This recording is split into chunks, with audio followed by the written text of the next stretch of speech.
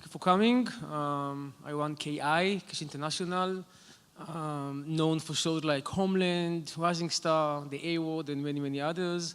Doing traditional business in television, but also developing online and assets for digital. Excited to be here. Asia is booming and evolving and dynamic. And if it's okay, I would like to play the video.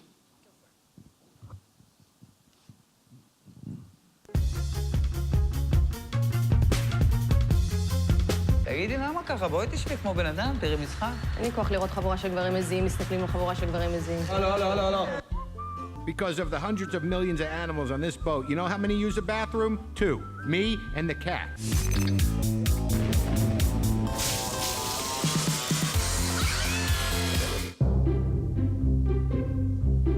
קיצר, מה אתה? מי אני? מה אני? מי אני? גודל קובע?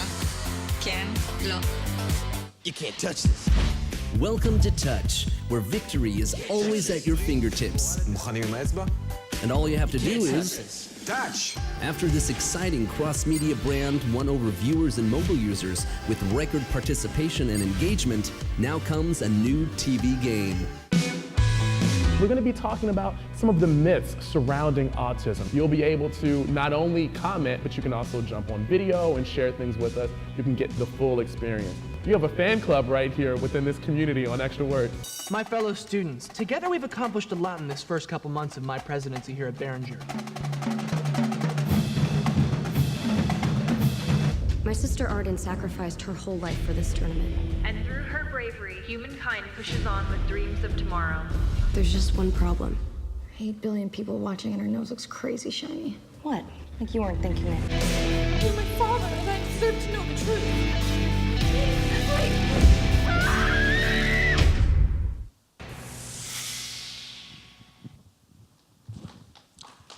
Thank you. Hello, everybody. My name is Byron Perry. I'm the founder and CEO of Coconuts Media. We are an online news and lifestyle website network here in Asia. We're in 8 cities in Asia: Bangkok, Manila, Singapore, Hong Kong, KL, Jakarta, Bali, and Yangon. And under the Coconuts TV brand, we produce short, factual videos about the weird and wondrous, untold things happening here in Asia. So they're made for the internet, and they're released on Facebook and YouTube. And we're here really looking to license onto broadcast and OTT and to do new productions. Yeah. Hi, I'm Vijay, and my background in web video started off at a little-known site called YouTube. I ran a team responsible for the user experience on the site, so everything from uploading videos, discovery, recommendations. We did some great work with the music labels and motion picture studios in the US, and also a few experiments on live video, things like the presidential debates back in 2008, a more innocent time.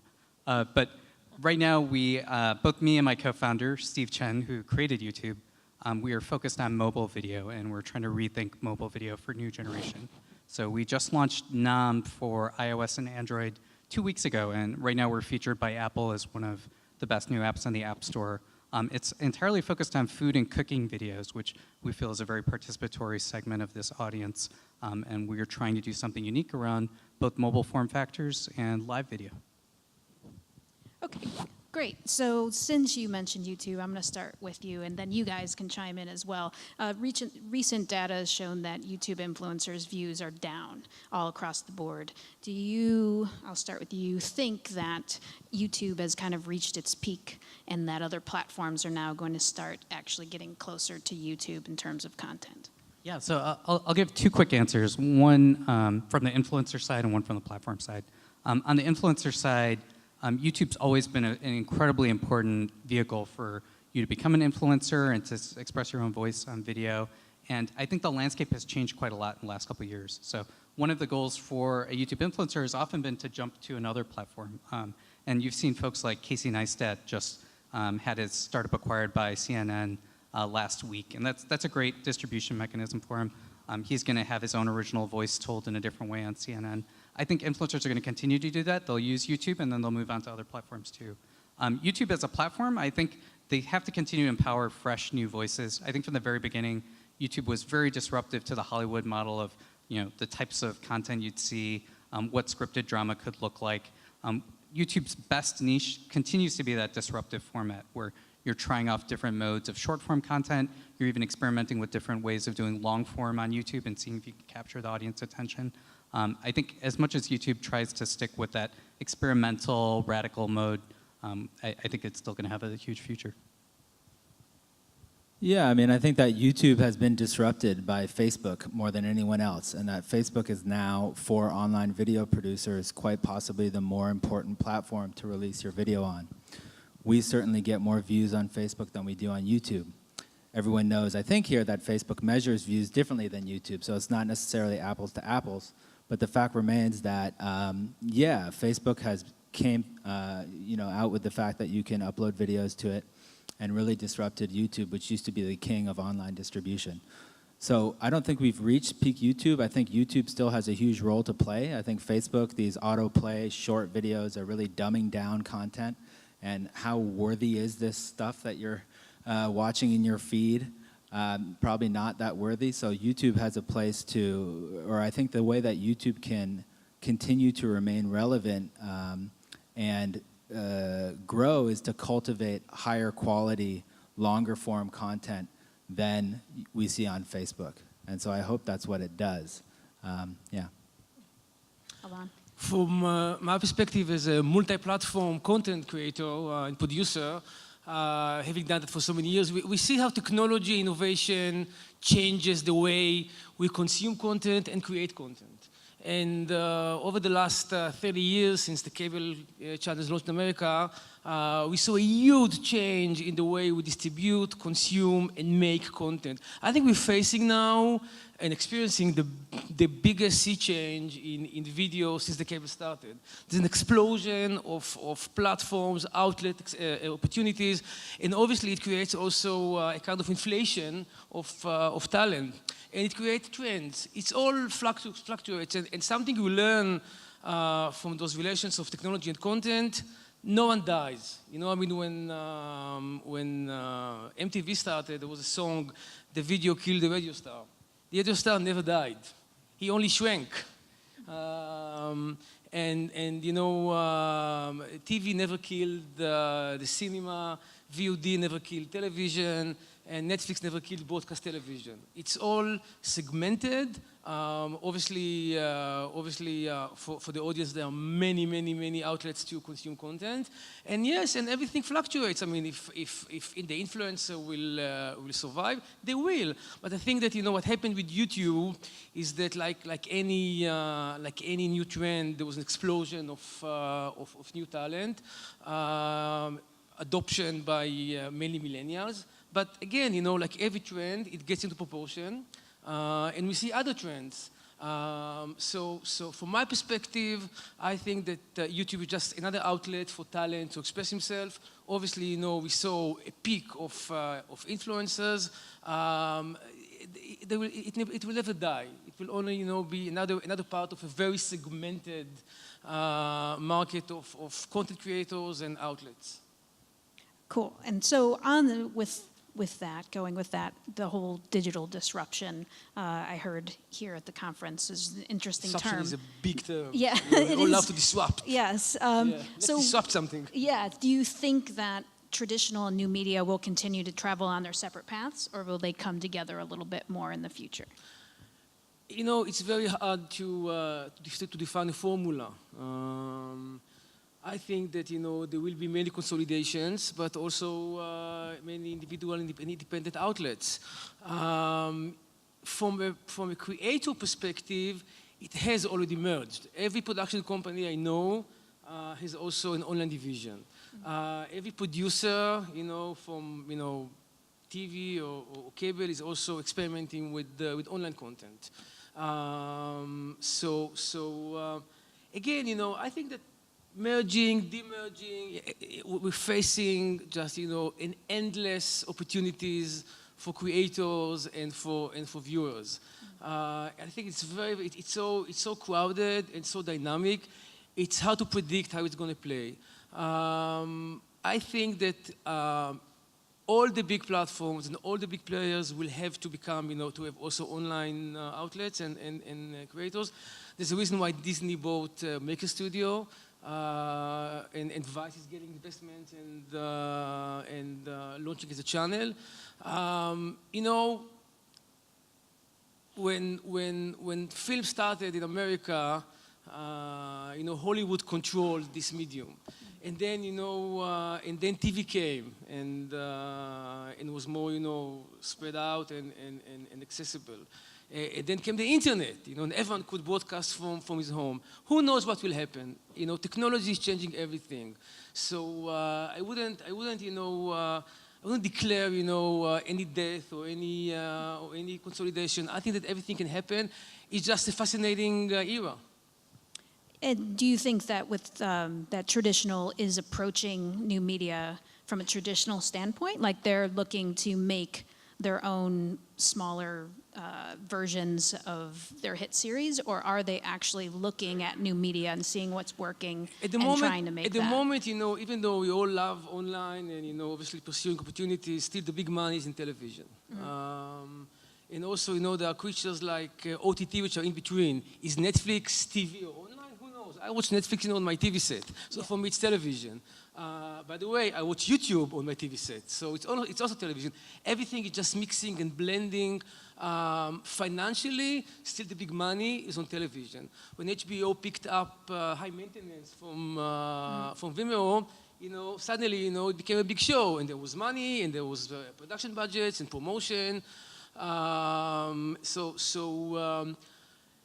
think that, every influencer I met from YouTube wanted to get to television. Everyone. So still TV, is the flagship and the holy grail. So I think that, once the online outlets will be more lucrative, because no one makes money on YouTube, it's a very, YouTube is like a black hole. There are billions of videos. I know so many producers, and independent, with series on YouTube. So at the moment, in one hand, it's a great outlet for creators to put their content without any barriers and without any complicated distribution chains. But still, there's no money. It's gonna change, obviously, because we see, how advertising budgets are shifting into the internet. It's going to change, but in the foreseeable future, I think that the internet will still be a springboard for creators and talent to get to television. Yeah, and I think on that note, obviously right now, there's never been a greater time for anybody to be able to create content that can be seen by a bigger audience than ever before. But I think that with that, there comes a downside, which is things like poor quality content and, for example, fake news, which profligated so heavily in the US election. So I'm hoping, and I believe that there will be a bit of a backlash against all these upstarts of, let's say, fake news, poor quality stuff. Everyone's a content creator. Absolutely. And maybe a pivot back towards the true professional, more premium, coming from a factual perspective, outlets that can offer trusted information and media.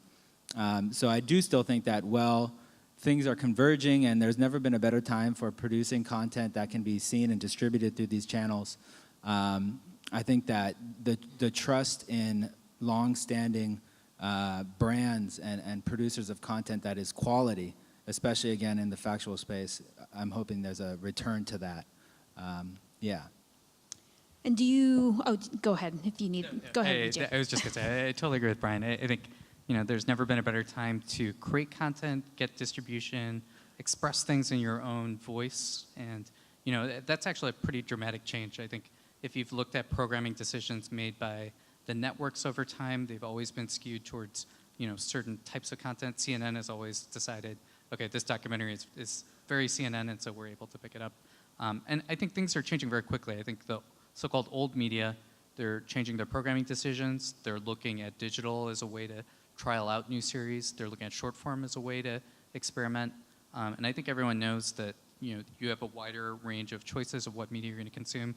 And fake news is one example of it, but I think more benignly, people are choosing authentic voices that feel very different from what they've been used to see from a programming perspective. I'm going to say very undisruptive, thing. I'm going to disrupt the disruption.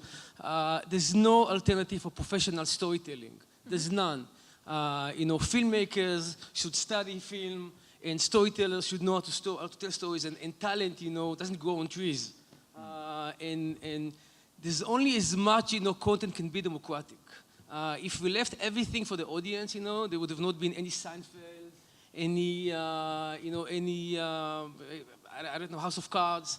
We still need this ecosystem of professional commissioners and professional filmmakers and TV makers and storytellers. If the internet allows, more people to express themselves, yes. If all of them, create good content, no. But, we, in a way, YouTube, for me, became a kind of, an outlet for talent hunting. Every studio, every production company employs someone who's on the web, scrutinizing, scanning, looking for talent. So it's great.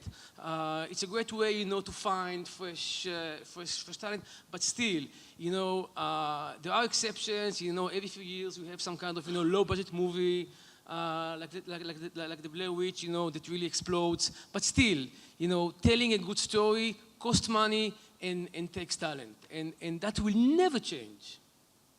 And so you were talking about, obviously, looking for talent on YouTube and so on and so forth. Are there other platforms, and this goes to all you guys, as someone that makes independent content and has been since 2008, and have seen many platforms like Blip TV come and go, I'm curious what you guys see as alternative platforms for independence besides YouTube. Is Vimeo in the mix? Yeah, obviously YouTube is so big and so vast that everything, most platforms, Vimeo, even Crackle, have something on YouTube.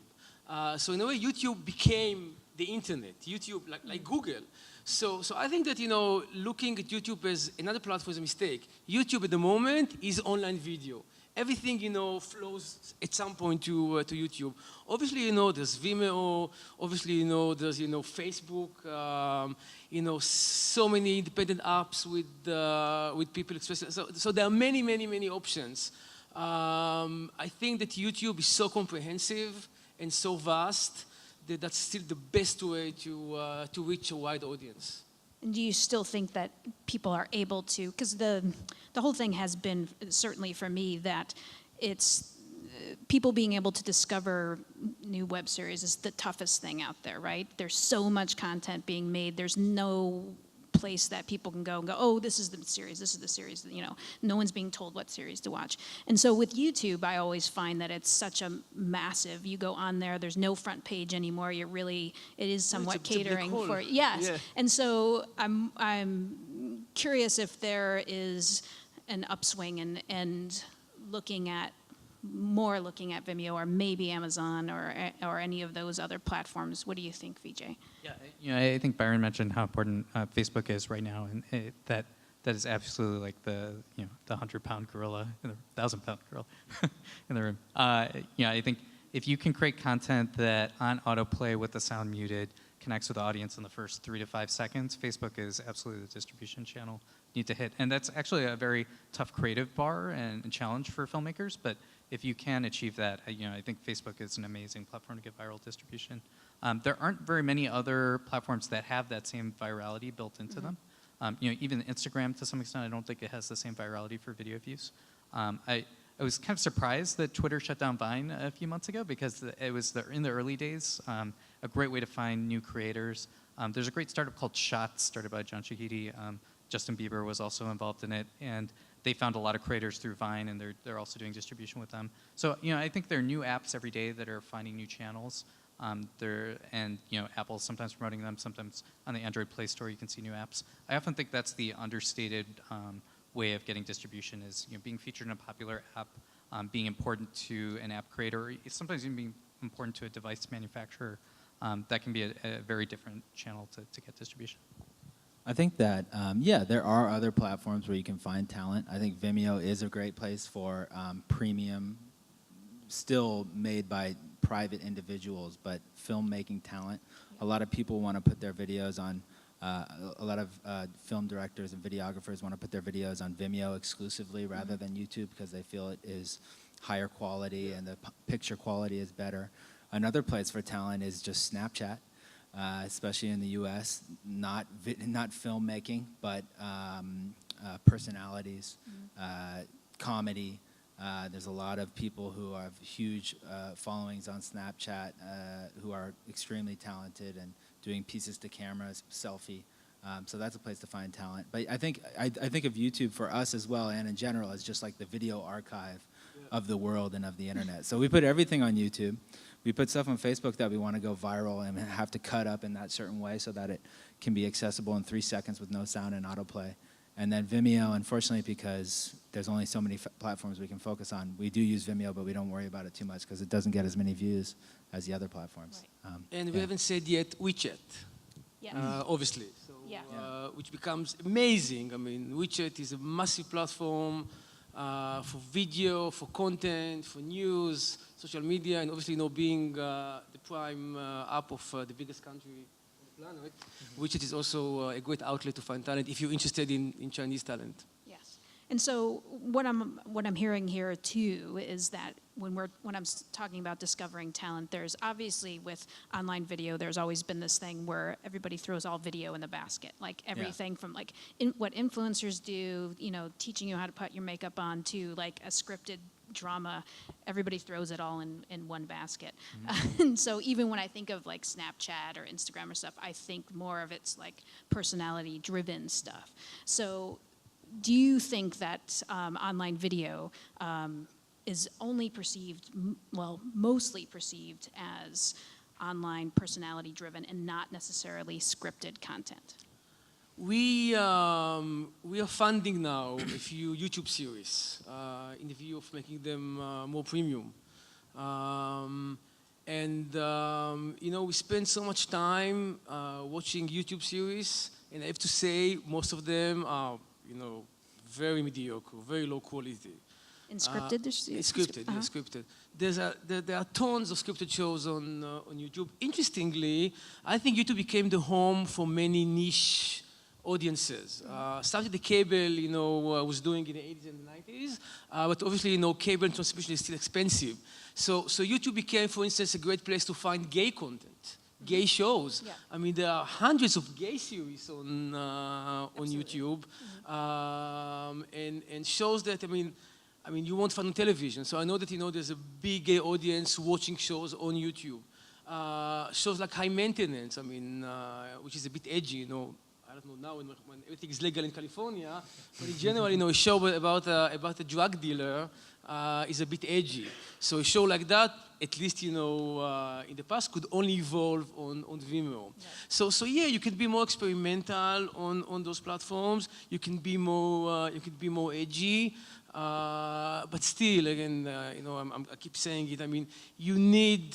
It's deceiving because I'm an aspired TV anchor. I can easily turn on my webcam. There's a platform, I don't know if you know it, called Showbox, that provide you with everything you need at home to create blue screen, green screen, chroma key, virtual studio, so you can easily build a studio at home.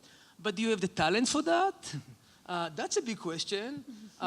Distribution and production and facilities are not enough. You need talent. And that's the issue. Everyone thinks, he can actually be an actor. Everyone thinks he can be a talent. No. Talent, and that's the magic of creation. Talent, a good talent is still very unique, is still very rare to find. And for me, with all this technology mess, it's all about the talent. All about the talent, and talent is challenging to find. Not everyone has talent, unfortunately. Surprisingly, yeah. So I want to. Oh, did you have something, Vijay? No, I was it's a bit like a karaoke club. Karaoke club. Everyone can sing, but do they have the talent? Can actually carry a tune? Yes, So YouTube for me is a big karaoke club. For video creators. Absolutely. Singing out of tune. So we're in a unique space because we work on food and cooking, and there's a big bifurcation in the types of videos you see there that are clicking with an audience. On one side, you can have the Gordon Ramsays and the popular chefs, and you're really watching as entertainment and education because someone has an amazing personality to tell you this story. But the other side is completely different. It's the BuzzFeed Tasty, And many other channels are doing this now. They call them hands and pans videos, where really all you see is someone's hands. You never see their face, you don't hear their voice, it's just titles on the screen. And those videos, to be honest, they sometimes get a lot more views than videos with talent in them. So, I think every year you find out new channels, new formats to express yourself, and sometimes you express yourself using talent. Sometimes talent is actually not the most important thing to get the job done. So I want to jump to, and we'll start with you on this, Vijay, with mobile apps and how, the emergence of that, and certainly in other countries in Asia, it's mobile first, not necessarily in the States. But where do you see content changing now that it's more mobile first, or is there going to be a distinction between mobile video and online video? Yes, so the answer is yes. Yeah, both mobile video and live video, I think, is really changing how people are expressing themselves. And I think storytelling has always been incredibly important. And so people are still figuring out the storytelling approaches that you use for live video, for mobile video. They can really connect with the audience. Mobile creates tons of opportunities for you to broaden your palette. You can use location data to tell a story differently depending upon where someone is. You can tag out to more content, and people will click out of the app and go into another app, and they'll come back. You can do e-commerce experiences right there. In China, there's been huge success with MyPie in doing e-commerce on top of live video, and it really, the engagement rates that you see on live video were 50 or 60% of the audience is writing a comment or hearting that video. It's unheard of for on-demand video. So, of course, e-commerce is also going to be driven differently. So I think people are figuring out the storytelling formats that work best for that. And I think over the next couple of years, you're going to see a lot of experimentation. People are going to try out, that BuzzFeed's first live video on Facebook that went viral was literally just rubber bands being strapped around a watermelon for a couple of hours. And people were just tuning in, waiting to see, would this watermelon explode finally from all these rubber bands? And it's the silliest idea, but the storytelling around it was actually kind of, there's a genius behind it. So I think people are going to still keep trying out that format and see what's the next new way of expressing yourself. Yeah, I think mobile is absolutely changing video, and for us here in Asia, I think mobile is the most important device, and something like 60 to 70% of our views and our traffic is on mobile, so that's something we have to consider 100% in the way that we produce content, because it is truly for the small screen. That being said, I think your initial thought is that it's got to be really short. Only these hands and pans style food videos and 30-second distillations are going to work, and we do that. We do take our longer form videos and distill them down into 45 seconds, and that's often very popular. But I think that there is also a lot more watching of longer form content on mobile than we might expect. If you look on the MRT in the morning, or people on their commutes, a lot of times they're watching these longer form scripted dramas. They're watching Netflix, or they're watching Korean dramas. So I think mobile is first here in Asia, and I think it will ultimately become first in the US, not because it's going to replace desktop, just because everyone has a mobile and they have it with them all the time. So there are ways to tailor your content to mobile, but long form is not going the way of the dodo because of mobile. It still can exist on mobile. I think mobile is massive and influencing obviously the way we create content. But on Kindle, books still have many pages, for instance. And storytelling, if you want to make someone cry or laugh, it takes time. So yes, short form is great, and short form, obviously taking off thanks to mobile. But again, it's all segmentation. So features have the same length, since the beginning of the 20th century. There's a reason for that. It's very hard to change the core behavior of the human being. People will always sit on the sofa in the living room and watch the big screen. If the tube or the pipe, will come from the internet or from the cable or from the satellite, that's a different question. But in terms of behaviors, they will always sit on the sofa and watch television. Mobile is obviously, another outlet. It's also very generational and age-driven. I obviously, I'm already 46. I grew up on television. I have an iPhone 7 Plus. It's big enough to watch movies and series. So I use my iPhone as a TV outlet. When I walk out, I watch TV on my iPhone because it's fine. It's big enough. My son, for instance, who has a very short attention span and grew up into the mobile age. So he's looking also for short form. He's looking also for other kinds of content. He's less traditional with his consumption. But still, again, I don't think that long form, will ever go away, ever. The storytelling is mostly emotional. And it's very hard, to create emotions in 5 minutes. It's very hard. I think one example of great innovation that just popped into my head about how long form can exist in this multi-device world is what Netflix has done, and everyone copies everything that Netflix does. But the fact that when you log on to their app, whether it's on your iPhone or your iPad or your computer, when you log in, you're going to be fed the same show at the exact point that you last left off. So it really creates this continuity between whatever device you're on, that they're going to try and keep you hooked to the show that you've been watching. So that's just an example of innovation, I guess, in the way that long-form content can continue to really have stickiness across all these various devices. And then speaking of, you brought up generations, and perhaps there's a generational slant to what content is being created. So when you look to create content for the web, are you specifically looking to create content for a younger millennial generation, or are you looking also to include an older generation? Millennials. Yeah. Absolutely. Yeah. By the way, we own a network, so we know the numbers and the demographics, and we also know if the data from the US. The average age of TV viewers now is about 50. In terms of free to air, it's about 50. It used to be 35. It's about 50 and up. So absolutely millennials. Yeah, for us, our audience is already millennial. So that's just our audience anyways. But yeah, we're targeting young people in their 20s, 18 to 34. In everything that we do. But they will grow at some point. Sometime they're going to get old, yeah. But then we'll just target the young people still. Yeah, for us as well, food and cooking for the 18 to 34 segment is really diverse and interesting, and so we've been excited to tackle that. And for our partners too, we work with ABC, Disney, Vice Media, Food Network. They're all really excited about, within this 18 to 34 segment, how are they thinking about food programming? What are the sort of personalities that connect with them? And people haven't yet figured it out, but I think over the next couple of years, this millennial audience is going to learn patterns of behavior through apps, through distribution channels, and they're going to become ingrained in those patterns. So it's important for all of these companies to try to get into there right now. And from an advertising perspective, when advertisers are looking to target millennials, they can only go online. The millennials abandoned television. We know that. I mean, we see the numbers of award shows like the Grammys, the Emmys, the AMA. The youngsters don't show up. Steve Burke, who runs Comcast, when he spoke with advertisers about the Olympic Games, he said something very smart. He said, we know that the millennials won't show up. They're too busy with Snapchat and Facebook.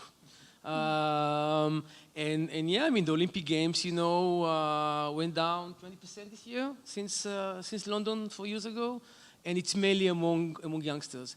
They don't give a shit, we have all those big, traditional events. It's our age, Millennials just don't show up. They have their own ecosystem of content creation and content consumption, and those big events, are really for the elderlies. My son saw a TV ad for the first time when we forced him to watch the Olympic opening ceremony, and he asked, "Daddy, what's that?" It's a TV ad, something ancient, from many, many years ago. All right, and so we'll have one more question for you guys, and so. It's ever evolving, the web, the mobile. I know even in being in it for the 8 years and whatever I have, that it's completely evolved. I'm even going to ask you to project just a year ahead, because projecting even further than that is kind of impossible. Exactly. I mean, I know even a year is asking a lot. It's tricky. Yes, exactly. But what do you guys see as what's going to evolve the most? Is it a platform? Is it mobile? Is it, content being created? What do you individually think might be the most, one thing that's going to evolve the most even in the next year?